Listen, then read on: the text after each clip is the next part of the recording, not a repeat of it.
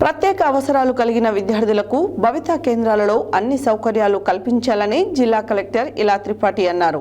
శుక్రవారం ఆమె నల్గొండ జిల్లా కనగల్ మండల కేంద్రంలో ఉన్న ప్రాథమిక పాఠశాలను సందర్శించి పక్కనే ఉన్న గదిలో భవిత కేంద్రం ఏర్పాటుకు పరిశీలించారు. ప్రత్యేక అవసరాలు కలిగిన విద్యార్థులకు భవిత కేంద్రాలలో అన్ని సౌకర్యాలు కల్పించాలని జిల్లా కలెక్టర్ ఇలా త్రిపాఠి అన్నారు. శుక్రవారం ఆమె నల్గొండ జిల్లా కనగల్ మండల కేంద్రంలో ఉన్న ప్రాథమిక పాఠశాలను సందర్శించి పక్కనే ఉన్న గదిలో భవిత కేంద్రం ఏర్పాటుకు పరిశీలించారు.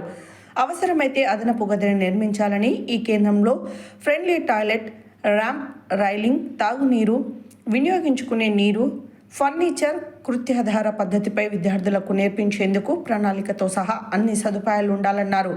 అనంతరం జిల్లా కలెక్టర్ మండలంలోని రామచంద్రపురంలో ఏర్పాటు చేసిన ధాన్యం కొనుగోలు కేంద్రాన్ని తనిఖీ చేశారు. ప్రతిరోజు 3 లారీలు ఏర్పాటు చేసి ధాన్యం కొనుగోలు వేగవంతం చేసి పూర్తి చేయాలన్నారు. కాగా ప్రస్తుతం కేంద్రంలో 2 లారీలు పనిచేస్తున్నాయి. కేంద్రానికి వచ్చిన ధాన్యంలో తాలు, తరుగును గమనించిన జిల్లా కలెక్టర్ నాణ్యతా ప్రమాణాలతో ధాన్యాన్ని తీసుకురావాలని, రైతులతో తద్వారా మద్దతు ధర పొందవచ్చని తెలిపారు. తాలు, తరుగును తొలగించేందుకు తూర్పారాబెట్టే యంత్రాలు ఇవ్వడం జరిగిందని వాటిని వాడుకోవాలన్నారు. నల్గొండ ఆర్డీఓ వై అశోక్ రెడ్డి, జిల్లా పౌర సరఫరాల manager Harish, DSO Venkateswarlu, DEO Bhikshapathi తదితరులున్నారు.